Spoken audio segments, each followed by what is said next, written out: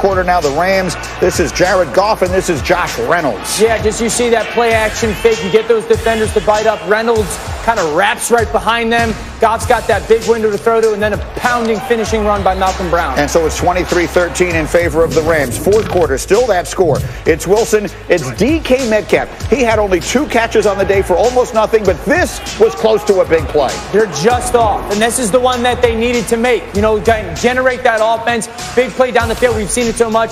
They just missed that yesterday. And then here's Wilson, and here's looking for Greg Olsen, but now we got another interception, his second of the day. Wilson with 2 picks and a fumble. Back-to-back tough weeks for the Seattle offense, and the Rams with a big win in this NFC West battle, 23-16. And so you take a look at Russell Wilson. Again, 2 weeks ago he was the MVP of the league, but he has really struggled against standard rush since they were 5-0. When the Rams sent 4 or fewer yesterday, Russell Wilson was just 13 of 25, 117 yards, 2 picks, and he was sacked 4 times.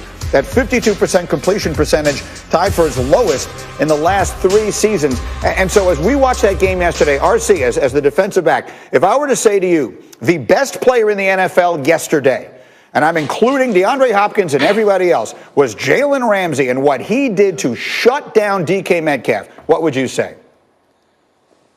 You'd be absolutely right. Listen, we talked about my group chat earlier, and like I said, there's about 30 DBs on there, and the question was asked, who wins that matchup? And to a man, they all said it would be Jalen Ramsey. And on the chat, I said, you know what? I think that DK Metcalf will get behind him for at least 1 shot. They had that shot, and they missed it. He only had 2 catches for 28 yards in 4 attempts against Jalen Ramsey. Shout out to him, Bo. And because of that, you saw that Russell Wilson struggle. It was hard to find the auxiliary plays off of what DK Metcalf could create. This was one of the reasons I think he fell in the draft, was when you found somebody that he couldn't bully, when you found somebody that his athletic gifts weren't more than, he was going to struggle. He doesn't have the wiggle at the line. He can't necessarily bend in and out of cuts, and we watched Jalen Ramsey take it to him. The one thing about Jalen Ramsey is when he has someone in front of him, when he has a challenge, he's never scared. He attacks that challenge, he's aggressive, and he is mean as hell. And we saw that yesterday, and he was a huge reason why the Los Angeles Rams were able to play so well against Russ and get that W. So, Rex, as we watched this game yesterday, which of these teams is for real? They're in that tough division. If I'm telling you right now, one of these 2 teams, Seahawks, Rams, are going to make a deep playoff run, which one are you telling me it's going to be? I would take the Rams. And look, Jalen Ramsey, there's only one of those in the league, so let's not overreact about DK Metcalf being done. But he was absolutely phenomenal. But I like the combination of what they have in the secondary with their pass rush. You know, you said, well, a 4-man rush. Well, it looked like a blitz. Why? Because Leonard Floyd was all over the place. He had 3 sacks, and Aaron Donald's best defensive player in the league. So they have a defense, and if they'll run the football and not let Jared Goff just throw it all over the place, they'll have a chance. And Dan, I mean, Russell Wilson, he was the best player in the league for the first 7 or 8 games of the season. What has happened? He's got to score 30 every game.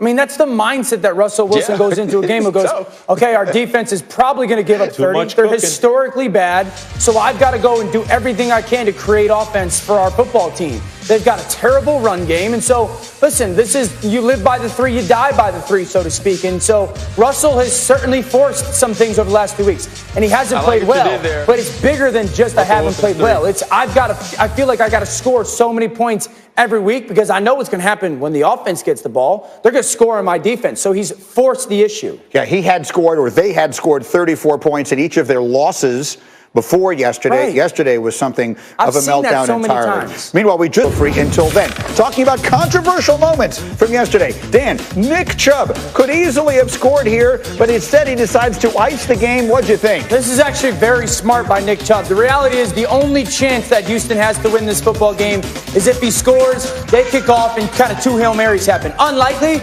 but this is the way that you can make sure that there's no chance, absolutely no shot that Houston wins this football game. He goes selfless, puts the team first. Tip of the hat to Nick Chubb making the smart football play. Correct. The complaints came largely from both fantasy and gambling implications. Meanwhile, Rex, this call on Chase Young went a long way towards deciding the game yesterday. What did you think of it? Brutal. Absolutely. I mean, this is so bad right now. You got to be able to touch a guy. He doesn't do anything. He doesn't drill him into the ground. gives him a little, puts his hands on his back. A little love tap? Little love tap, let you know he's there. But it cost the game. Cost them the game. I mean, it's crazy. It absolutely cost them the game. There's no question. So those were a couple of moments yesterday that had a lot of people talking. And then there's the team everyone has been talking about all year long, the Eagles visiting the Giants in a big game. And you know what? The Eagles know Daniel Jones can run with the football, but they don't stop this. And there's no plan for it. Like, who's accounting for who? Who's got the back? Who's got the quarterback? Who's got scrape?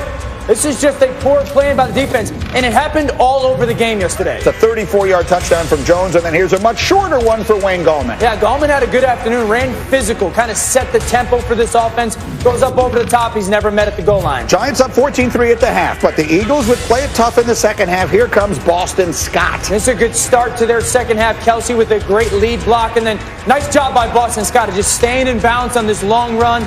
They needed kind of this jump offensively, and they got it. Eagles 1 for 2. They got it, so it's 14-11. Then the Giants scored a touchdown. Then the Eagles scored a touchdown. Well, on this drive, they got Carson Wentz out of the pocket, some good generated offense, and then Clement finishes it. And then they go for the 2 again.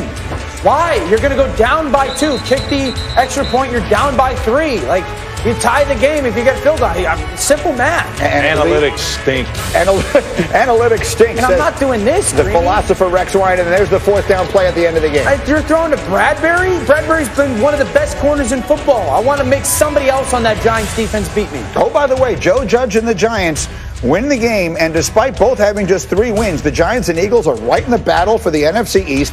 Not going to be easy for either team the rest of the way. The teams are currently favored by ESPN's FBI in just 3 games combined. The Giants have a couple of winnable games coming up after a bye. The Eagles are just a disaster. And, you know, Dan, the Eagles are a team, and Carson Wentz is a player that you have talked so much about. Yeah. You sort of unloaded on the Eagles earlier this morning, but specifically on the quarterback, who had Brett Favre criticizing him last week.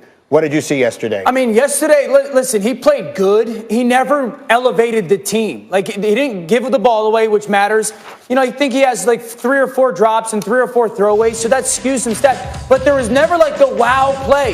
There were some misses over the middle of the field. That's been part of their season, but there was never like the, okay, our team needs a great play, and I'm going to go make it. And they're at that point this season, in this season right now, where like, yes, you're going to need some hero ball from Carson Wentz for them to win some games. And for that not to happen yesterday, that was the moment where I was sitting there going, are you scared to make a mistake right now? Like, are you getting coached out of playing ultra aggressive with the fear of just don't turn the football over?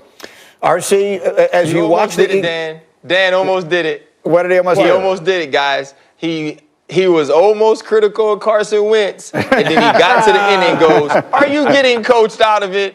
Are you, Carson?" I was critical of him. I've been critical of him for weeks. But RC, it's bigger than that, and you know that. It's bigger than that, and you know that. It's not just as easy as like, well, the quarterback's just What is it then? What is he getting coached out of, and why? Well, I'll go to this. Like, he never got outside of the pocket till the 3rd quarter with 7 minutes to go against the defense that struggles with that. Like, that should have been the basic of their game plan. And then also, like, sometimes you can see, like, there's the want to let that ball out of his hands, and there's the thought right now of like, okay, can I let it go? But like, the Giants have a good defense. He had a couple throwaways and a couple drops. So it's not like there's this, like, there's not 2 or 3 plays yesterday, RC, where you could point to and go like, wow, that's really bad by Carson Wentz. Yeah. They lost that game by Carson Wentz. They lost that game because of coaching. They lost that game because they put the handcuffs on the game plan. They lost that game because they had 2 weeks to prepare against a good defense, and they did nothing. The 4th down call is the perfect example. 4th and 10, and you go at Bradbury with your rookie receiver. The receiver that's been balling for you was on the other side, and we don't throw him the ball? Go ahead, RC. Now, I think the big thing is this, y'all. We have to remember, you got to think back to that primetime meeting between the New York Giants and the Philadelphia Eagles. If Evan Ingram gets his arms extended, we're talking about a different topic. We're talking about the New York Giants maybe running away with the NFC East because they had beaten the Philadelphia Eagles twice. And the reason that we thought, or that many people said the Philadelphia Eagles would win the East, was because of Doug Peterson and because of Carson Wentz. Yeah. Even listening to Dan, you know that Doug Peterson isn't diagramming, isn't scheming scheming, isn't calling plays in a way that helps his offense. And also, if Carson Wentz doesn't play hero ball, or if we don't see those 1 or 2 plays a game that make us say, you know what, that's why they paid him 110. You know what, that's what we see from him that keeps us holding on, then they can't win. And we're starting to see that more and more from the Philadelphia Eagles. And this thing is in decline. It is regressing, and they're in trouble. There's no question, and Rex, this was not part of the plan, but I feel like I need to ask you, as you watch them play, how much of this is on the quarterback? Like Carson Wentz they always get too much credit, and how much of it is about the quarterback to you? No, I just think they got, forget the quarterback play. Let's give some credit to the other team. Yeah. That's what we're not doing here. We're blaming. Look, they got their tackles back. They did all this. Wait a second. The other team is doing pretty good. By the way, the guy that everybody wanted to throw away, Daniel Jones. Yeah. Oh, he hadn't turned the ball over the last 2 weeks. Well, trust me, he's a pretty darn good quarterback. And Joe Judge, look, as much as I dislike the guy, I like him now because he's starting to bring this thing in. I'm starting to see the vision he had. And you know what? He doesn't have to be